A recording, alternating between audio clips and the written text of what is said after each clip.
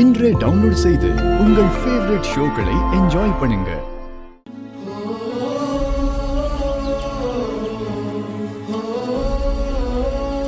மாப்பிள, கொஞ்ச நேரத்துல உன் அண்ணனுக்கு கல்யாணம் நடக்க போகுது.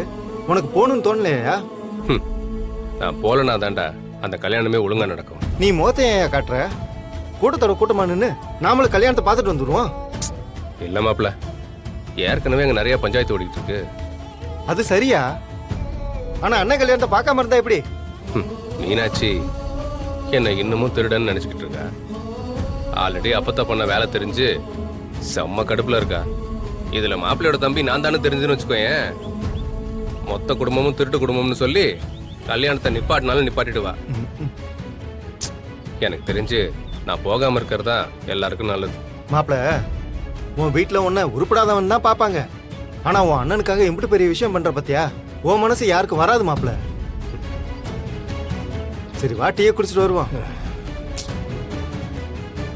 சரி ஏறு, நான் ஓட்டுறேன்.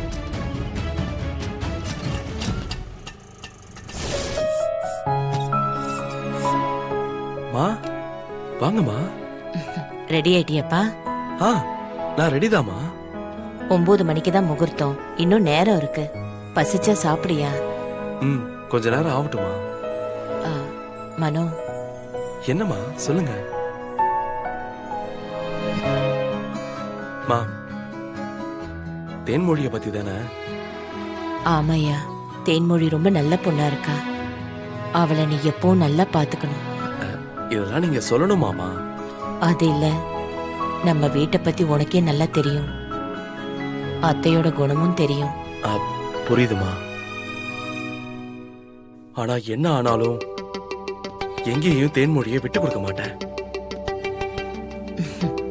இது போதும்யா.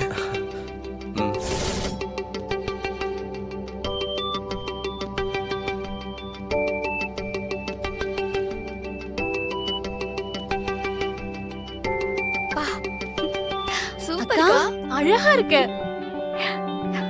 ஆமாக்கா, இப்ப மட்டும் மாப்பிள்ள உன்னை பார்த்தாருன்னு வையேன், இப்படியே தாலி கட்டி உன்னை ஹனிமூனுக்கு கூட்டிட்டு போயிடுவாரு. ராசாத்தி மகாலட்சுமி கணக்கா எம்புட்டு அழகா இருக்கா. சுமதி, வீட்ல பெரிய பூஷணிக்காயா வாங்கி வை.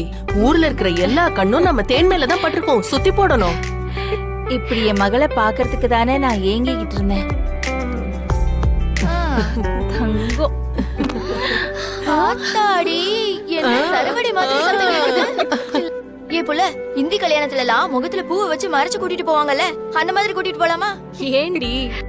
அப்புறம் ஏற்கனவே மாப்பிள்ள பொண்ண பாக்கணும்னு இங்கிட்டும் அங்கிட்டும் சுத்திக்கிட்டு கிடக்குறாரு. மங்க அதோட அழகா பார்த்தாருன்னா மயக்கம் போட்டே விழுந்துருவாரு. என்ன எல்லாம் சும்மா கிண்டல் பண்ணிட்டு இருக்கியா? பாத்தியா என்ன சொல்லுதுன்னு?